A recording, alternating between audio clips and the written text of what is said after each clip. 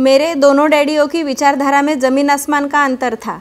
एक डैडी की सोच थी कि अमीरों को ज़्यादा टैक्स देना चाहिए ताकि बेचारे गरीबों को ज़्यादा फ़ायदा मिल सके, जबकि दूसरे डैडी कहते थे टैक्स उन्हीं लोगों को सज़ा देता है जो उत्पादन करता है और उन लोगों को इनाम देता है जो उत्पादन नहीं करते। एक डैडी सिखाते थे मेहनत से पढ़ो ताकि तुम्हें अच्छी कंपनी में नौकरी मिल जाए, जबकि दूसरे डैडी की सीख यह थी मेहनत से पढ़ो ताकि तुम्हें अच्छे किसी कंपनी में खरीदने का मौका मिल जाए। एक डैडी कहते थे मैं इसलिए अमीर नहीं हूँ क्योंकि मुझे बाल बच्चों को पालना पड़ता है। दूसरे डैडी कहते थे मुझे इसलिए अमीर बनना है क्योंकि मुझे बाल बच्चों को पालना है। एक डैडी डिनर के टेबल पर पैसे और बिजनेस के बारे में बात करने के लिए हमेशा प्रोत्साहित करते थे। दूसरे डैडी भोजन करते समय पैसे की बातें करने के लिए मना करते थे। एक का कहना था जहाँ पैसे का सवाल हो सुरक्षित कदम उठाओ, खतरा मत उठाओ। दूसरे का कहना था खतरों का सामना करना सीखो। एक का मानना था हमारा घर ही हमारा सबसे बड़ा निवेश और हमारी सबसे बड़ी संपत्ति है। दूसरे का मानना था मेरा घर मेरा दायित्व है और अगर आपका घर किसी नज़र में सबसे बड़ा निवेश है तो आप गलत है। दोनों ही डैडी अपने बिल समय पर चुकाते थे, परंतु उनमें से एक सबसे पहले बिल चुकाता था जबकि दूसरा सबसे आखिरी में। एक डैडी का यह मानना था कि कंपनी या सरकार को अपना ध्यान रखना चाहिए और अपनी ज़रूरतों को पूरा करना चाहिए। वे हमेशा तनख्वाह में बढ़ोतरी, रिटायरमेंट योजनाओं, मेडिकल लाभ, बीमारी की छुट्टी, छुट्टियों के दिन और बाकी सुविधाओं के बारे में चिंतित रहते थे। वे अपने 2 चाचाओं से बहुत प्रभावित थे जो सेना में चले गए थे और 20 साल के सक्रिय जीवन के बाद उन्होंने अपने रिटायरमेंट और जीवन भर के आराम का इंतज़ाम कर लिया था। वे मेडिकल लाभ के विचार को पसंद करते थे और सेना द्वारा अपने रिटायर्ड कर्मचारियों को दी जा रही सुविधाओं की तरह तारीफ भी करते थे। उन्हें विश्वविद्यालय का टेनोर सिस्टम भी काफ़ी पसंद था। कई बार नौकरी से आजीवन मिल रही सुरक्षा और नौकरी के लाभ नौकरी से ज़्यादा महत्वपूर्ण हो जाते हैं। वे अक्सर यह कहते थे मैंने सरकार के लिए बहुत मेहनत से काम किया है और इसीलिए बदले में मुझे ये लाभ मिलने चाहिए। दूसरे डैडी पूरी तरह से आर्थिक स्वावलंबन में विश्वास करते थे।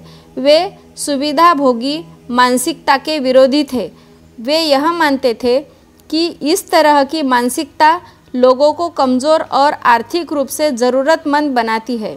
उनका दृढ़ विश्वास था कि आदमी को आर्थिक रूप से सक्षम होना चाहिए। एक डैडी कुछ डॉलर बचाने के लिए परेशान रहे। दूसरे डैडी एक के बाद एक निवेश करते रहे। एक डैडी ने मुझे बताया कि अच्छी नौकरी तलाशने के लिए अच्छा सा बायोडाटा कैसे लिखा जाए। दूसरे ने मुझे यह सिखाया कि कैसे मजबूत व्यावसायिक और वित्तीय योजनाएं लिखी जाएं जिससे मैं नौकरियां दे सकूं। 2 प्रभावशाली डैडियों के साथ रहने के कारण मुझे यह विश्लेषण करने का मौका मिला कि उनके विचारों का उनके जीवन पर कितना प्रभाव हो रहा है। मैंने पाया कि दरअसल लोग अपने विचारों से ही अपने जीवन को दिशा देते हैं। उदाहरण के तौर पर मेरे गरीब डैडी हमेशा कहा करते थे मैं कभी अमीर नहीं बन पाऊंगा और उनकी यह भविष्यवाणी सही साबित हुई। दूसरी तरफ मेरे अमीर डैडी हमेशा खुद को अमीर समझते थे। वे इस तरह की बातें करते थे मैं अमीर हूँ और अमीर लोग ऐसा नहीं करते। एक बड़े आर्थिक झटके के बाद जब वे दिवालियेपन की कगार पर थे तब भी वे खुद को अमीर आदमी ही कहते रहे। वे अपने समर्थन में यह कहते थे गरीब होने और पैसा न होने में फ़र्क होता है। पैसा पास में न होना अस्थायी होता है जबकि गरीबी स्थायी है।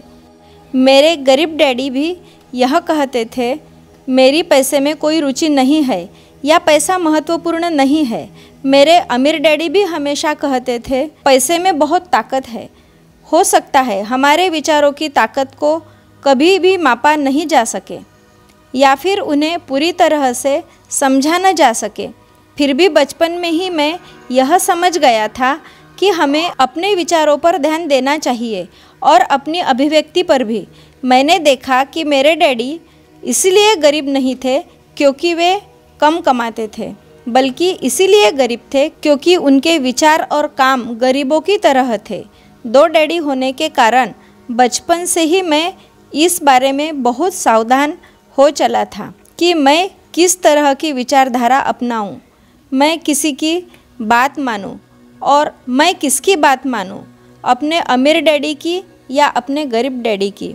हालांकि दोनों ही शिक्षा और ज्ञान को बहुत महत्वपूर्ण मानते थे, परंतु क्या सीखा जाए इस बारे में दोनों की राय अलग अलग थी। एक चाहते थे कि मैं पढ़ाई की कड़ी मेहनत करूं, डिग्री लूं और पैसे कमाने के लिए अच्छी सी नौकरी ढूंढ लूं। वे चाहते थे कि मैं एक पेशेवर अधिकारी, वकील या अकाउंटेंट बन जाऊं या MBA कर लूं। दूसरे डैडी मुझे प्रोत्साहित करते थे कि मैं अमीर बनने का रहस्य सीख लूं, यह समझ लूं पैसा किस तरह काम करता है और यह जान लूं कि इससे अपने लिए कैसे काम लिया जाता है। मैं पैसों के लिए काम नहीं करता, इन शब्दों को वे बार बार दोहराया करते थे। पैसा मेरे लिए काम करता है। 9 वर्ष की उम्र में मैंने यह फैसला किया कि पैसे के बारे में मैं अपने अमीर डैडी की बात सुनूंगा और उनसे सीखूंगा। यह फैसला करने का मतलब था अपने गरीब डैडी की बातों पर ध्यान न देना। हालांकि उनके पास कॉलेज की बहुत सी डिग्रियां थी जो मेरे अमीर डैडी के पास नहीं थी।